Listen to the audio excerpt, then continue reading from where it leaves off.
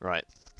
The following is a story I wrote for a creative writing thing during year 7. How long ago was that? That was like... Anyway, I don't know how long ago it was, but I know that this story is terrible, makes no sense, has plot holes. Plot holes aplenty. Um, Confusing characters, confusing storyline. It's rushed. It's stupid. Okay. So without further ado, ladies and gentlemen, for your auditory pleasure, Dead Frenzy. Mike walked down the corridor through the abandoned asylum. He could hear faint screams coming from the operating room. He was wishing he'd brought that Desert Eagle with him, for he knew he wasn't alone.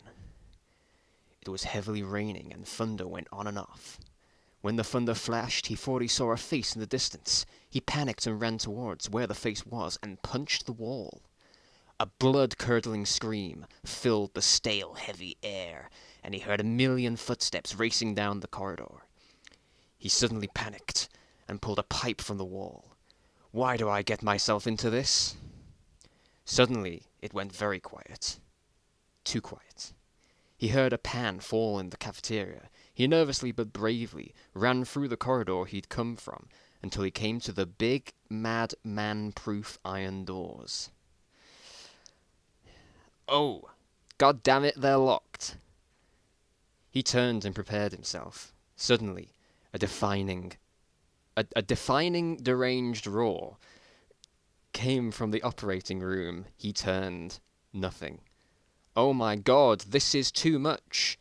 Suddenly, a mouldy, bleeding, revenging mental zombie with glowing eyes came charging out of the room towards Mike, screaming. He whacked it hard, and it bit into his pale flesh and started to rip him to shreds. Ah! The zombie took his pipe and threw it away. Then Mike lashed the zombie with his hand and lunged for the pipe and picked it up and whacked the zombie's head off. Ugh! Suddenly, a million zombies came from everywhere. Mike screamed and tried to kick them away, but it was too much for him. He knew he'd die any minute, then be devoured. Suddenly, a loud bang followed by a click-chick sounded, and a zombie fell. The others came and went berserk, and they... Oh... Sorry, there's like no punctuation whatsoever, and it's quite hard to read. Where were we? Zombies fell, the others came and went berserk, and they all fell. Mike realised it was a survivor. The man had brown hair and brown skin and brown eyes, and was wearing a bandolier and a sash, and had a sash and a bandolier. What? The man had brown hair, skin, and brown eyes, and was wearing a bandolier and had a sash and a bandolier. Hey, over here, the man looked, then shouted. Here's another one. Then he threw the sash he was wearing at him and said, don't mistake the pins for wedding rings. Can I just... That's what a sash looks like. That's a sash. I guess I was thinking satchel or something, but whatever. Mike looked into the sash and saw about 12 grenades. Ouch. This'll... What? This'll hein? Mike said. Alright. Page 2. Sharply. By the way, my name's Paul, said the man. They ran off and heard a screaming. Oh. Follow me if you want to live. Suddenly, an air conduit exploded with zombies and a ton of blood. Run! They ran down the corridor as fast as they could. Oh God, was all they could think. They came to a room with a big metal door. Get that goddamn door open, shouted Mike. They eventually got in as they did. All they heard was screams and roars and scratching at the door. Phew, that was oh wow. In the room was a ton of survivors, and they were all paying attention to the guy in the corner who was talking. They all suddenly got on their feet and ran out of the room. Okay, guys, let's go save some guys from this hell. He noticed a Glock in the corner and took it, then set off following a random dude. Who are they talking about? Hey, what's that your name? Alright. I'm Mike, said the man. Whoa, that's my name too. Yeah, this is a thing, I remember this. The characters, the two main characters, both are called Mike. And I did this because I was essentially writing the story literally as I went. And that seemed like a good idea at the time, so I said, oh, that'll do. But it just makes things really confusing. So that's just another tick to the box of confusion that this story conjures. Where were we? They eventually got into screams, roars, scratching door. Mike. Oh, I've lost my bloody place. Okay, here we go. So, what are you using to kill the zombies? Asked Mike. Oh, I'm using a special shotgun with explosive pellets. Kills them in one shot. I have this pistol and a sash of grenades. Oh, cool. They stopped. The rain was hammering down and the screams got more intense. Oh no, here we go again. Suddenly the floor collapsed. Without warning, they fell into a solitary confinement room and were trapped.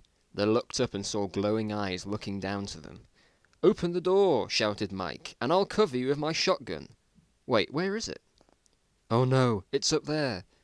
Mike ran for the other Mike's pistol and grabbed it and started shooting. The other Mike was opening the door, but got nowhere. I know, turn the bed up and hide behind it while shooting the zombies quickly. Mike sifted through his sash and got a grenade he pulled to the pin and threw it at the metal door, just as a zombie fell into the confinement room. Alright.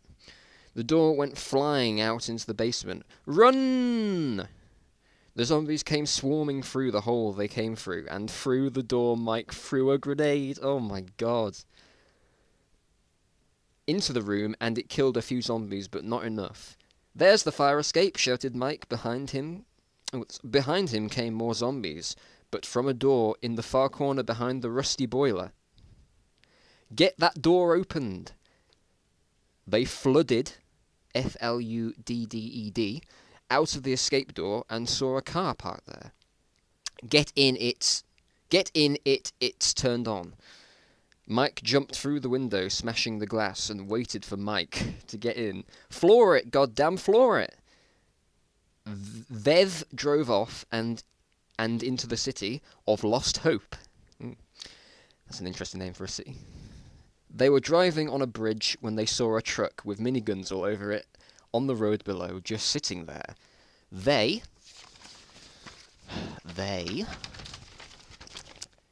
went to investigate and drove off the intersection and arrived and got out. What do you think's in there? I don't know, said Mike. They opened the cab door and went into the cab and opened a door into the back. There were 7 survivors wearing white overalls, and there was a dead zombie on the table in front of them. Jesus. Hey, who the hell are you? Said the man in the Bill Oddie-style beard. Right. Style spelled S-T-I-L-E. We're survivors. My name's Mike, and this is, Mike. We came to investigate your truck. Why have you got a zombie on the table? We're looking at the virus that created this mayhem. We could cure it, but we need one more recipe. It's in the island of Heldordo. It's supposed to be in a German World War II U-boat center, but we're all too scared to go there. Could you two go? It's set on an island called Heldordo and in a German U-boat center because I was playing Uncharted 1 at the time, I believe, and I liked the idea of a island with a German U-boat center. Whatever. Okay, anything to get out of this mayhem? The scientist murmured under his breath. You think this mayhem? You should see what's on the island. We need a plane. Go to the Southeast Airport on Therion Drive. There's a surviving clan there, which has planes and helicopters and weapons and these trucks all for free. Oh, Very generous of them. We need to get there. Take our buggy. It's in an alleyway. In 6th Street, behind the Noob's Head pub. Alright. Okay, we're off, said Mike. They set off and borrowed a couple of machine guns. On their way, there were lots of zombies. They saw a plane go by. We must be getting close. They heard a zombie in an alleyway, so they followed it to see where it went. It went down a hole in the ground. They waited for it to descend into the hole, and slowly went in. As they did, they were met by rotting flesh in the air. Not the smell of rotting flesh, just rotting flesh in the air. What is that horrible smell? Suddenly, a scream followed by dozens of roars meant that they needed to leave. Oh no, this is a zombie nest! Run! They turned and pegged it until they were out of the way. Phew, said Mike. Ooh, look, there's the buggy. Mike looked, and there it was. They started it, and it drove off. And relax. I wouldn't say that, said Mike anxiously. They saw a dozen mental zombies running behind them like hell. You drive, I'll shoot. Mike picked up the machine gun from the little box in the corner and opened the flap on the back of the buggy and opened fire the dead nation behind them. Opened fire the dead nation behind them. We're running out of gas, said Mike. Just drive. Suddenly they came to a huge pothole of cars. Damn. Ha! Now what do we do? Just shoot. The rain got heavier, and as if a miracle happened, thunder struck the building beside them and killed the zombies. Did the thunder just blow those zombies to... Next page. Hell? Did that just happen? Ha ha ha, yes, you've got to be kidding me. It just killed our buggy too. Oh, god damn it. Is that all you ever say? Asked Mike. My friend called me Mike Goddamn Redison. I can tell. They set off with no guns this time. Why? They had guns. Guess they've ran out of ammo. This time they eventually got to the area they wanted to get to and climbed the gate. They set off for the accommodation and entered the building. Hey, it's a zombie. No, 2 zombies. Shoot them, shouted the leader of the clan.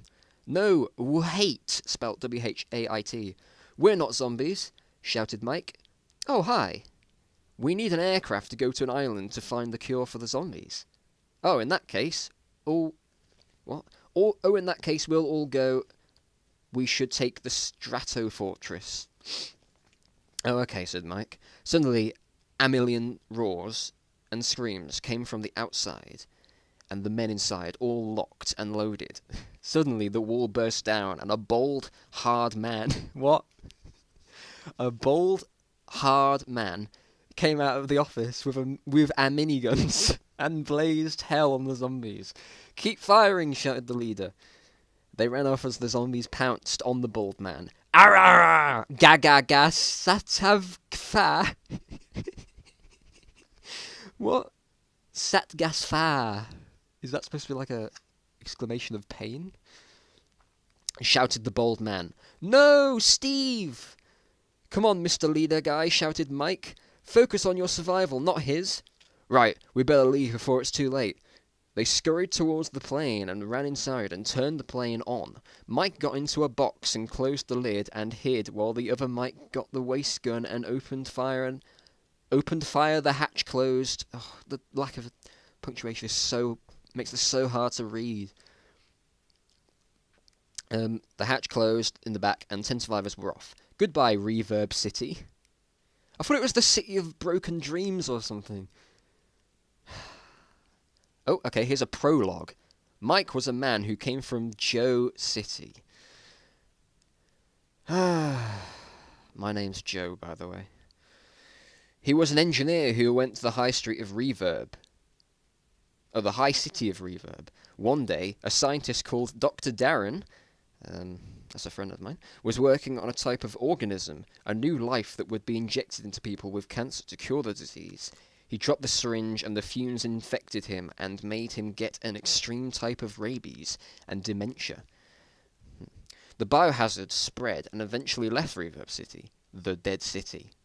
Mike came to be in this asylum when he was surrounded on top of a building when a zombie pushed him off the building, through a skylight, onto a bed, and that's what happened. Alright. It was morning. Mike woke up in his crate. I wonder where we are. Mike walked into the cockpit. Where are we? Asked Mike. Over America. Cool. Suddenly a transmission came up on the radio. A harsh voice came up and said, "You are in restricted airspace. Leave or be destroyed." Oh, hell. Bank, bank, bank, quick! Bank! They tilted a bit. It was too late. They had been hit by a missile and were going down fast. "Everyone get ready to die," shouted the pilot. That's very reassuring. They were falling. They fell for hours. They soon realized they were falling towards the island, until boom! They fell right into an abandoned citadel, and it all went black.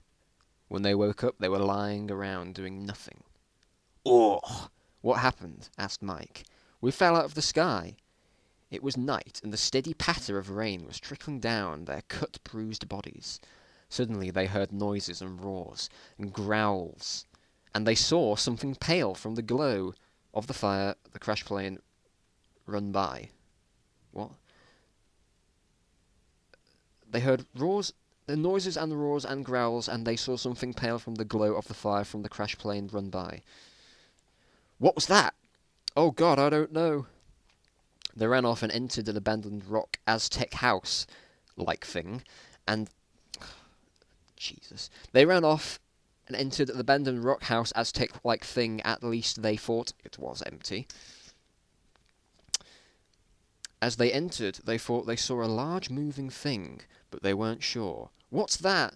"I don't know, but look over there," shouted Mike. In the corner there was a dead, ripped-open body, and a lit candle and an old book. What did this?" "Well, probably the zombies that are infesting the earth." "Can you hear that?" said Mike. "Hear what?" "Nothing. Absolutely nothing." "We're being watched." "What?" "We better get moving if we don't want to be confronted by whatever's been chewing on this guy." Okay. They set off and picked up the book on the way. Why? "What's your name?" asked Mike. "It's Greg Brendan. I'm Mike..." Eh? I guess this is another character? "I'm Mike Redison. Pleased to meet you." Mike opened the book on the way, and it had stuff about the Armada, and a golden relic that brings great fate and doom to the bearer. Again, the golden idol thing from Uncharted. It's just that. They read on and found out the Spanish had hidden the treasure out of the way in the vault. It turned out the Spanish were after the same thing that their clients are after. Oh God, not good. Again, in Uncharted, the Spanish found the idol and then all got cursed. Again, same thing here. Where was I? The candle they were holding flickered, and loud vocal roars came from the room they were in. "Holy moly, we're doomed!" "That didn't sound like a zombie," said Mike.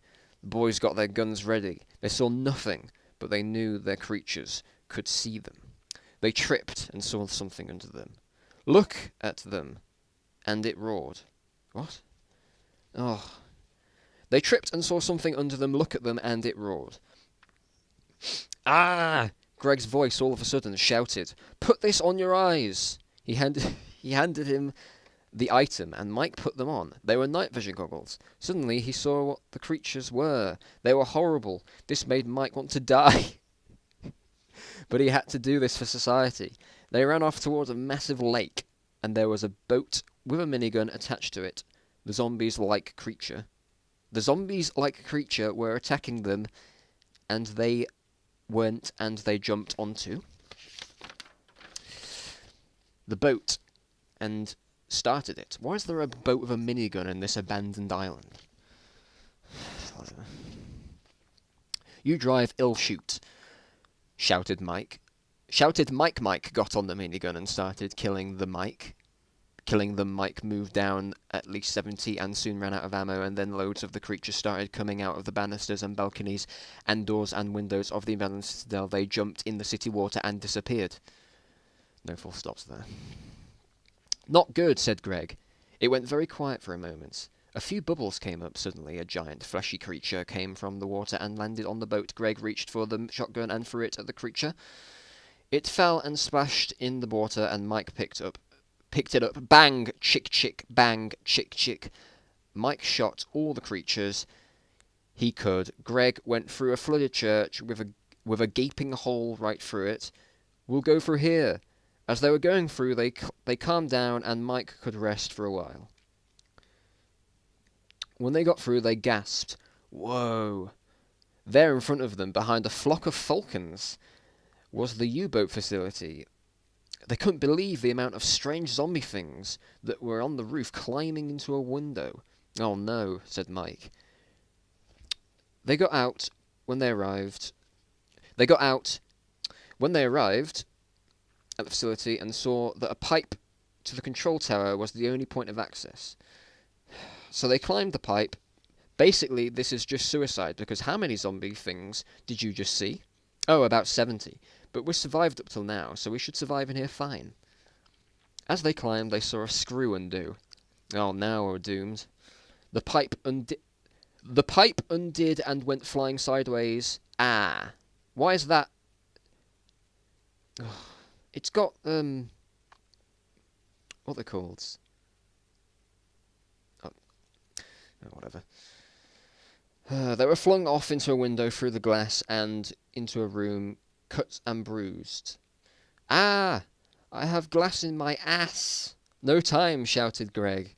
Mike got up and looked around for an exit. Mike saw another book.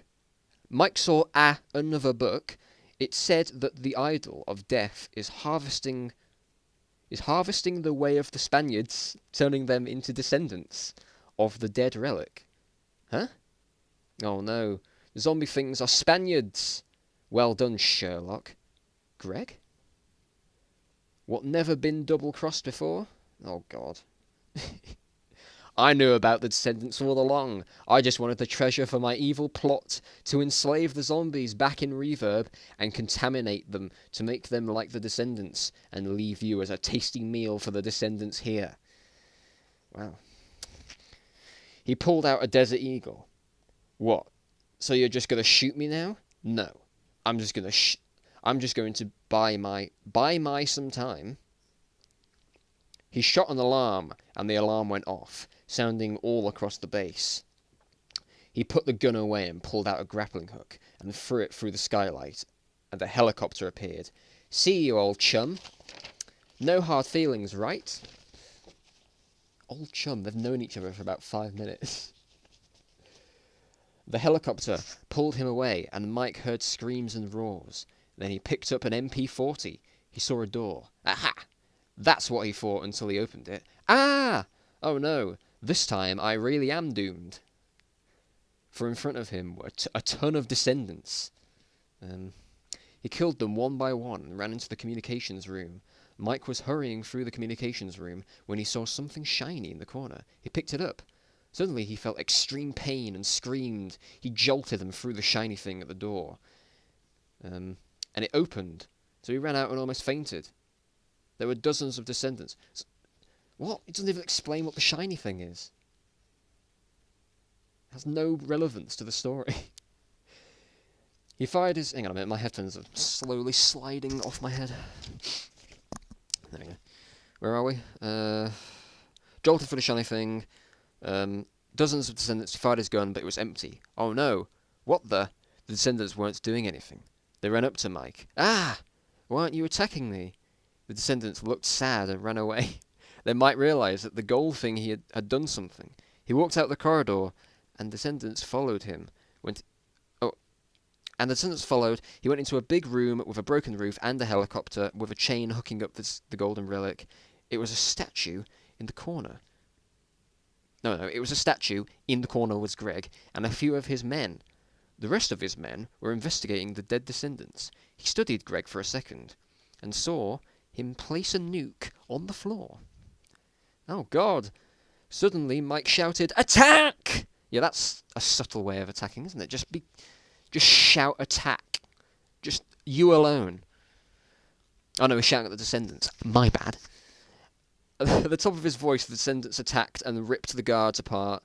Greg turned round to see the Descendants going wild. "Hoist me up and set the nuke for detonation." "See ya, Mike." Mike bid the Descendants farewell and picked up the nuke and jumped off the golden statue as the helicopter flew off. He hung for a moment and climbed up the chain into the helicopter and put the nuke down and shouted, "Come out, Greg." "Hello, Mike." Greg jumped out from the shadows and pointed the gun at Mike. "Grr, if I see one more gun today," shouted Mike. I wonder where the other Mike is in this. Or is... You know what? I bet Greg is actually Mike, the other Mike, but I forgot his name was Mike. "Hello, Mike." Greg jumped out the shadow and pointed the gun at Mike. Yeah, we've done that. Shouted Mike and pulled the gun away and threw it over the helicopter's window. Over the helicopter's window? And into the ocean below. The helicopter was going to land on Greg's liner. It had his mercenaries all over it, in every nook and cranny. The nuke only had 13 seconds left on it, and Greg pulled out a knife and said, "You're going to die now, Mike." "No, you're going to die," Mike pointed towards the nuke. With 8 secs on it. That is S-E-C-S, not S-E-X. "Goodbye, Greg. I hope you like mushrooms." Oh, yeah, because the mushroom cloud.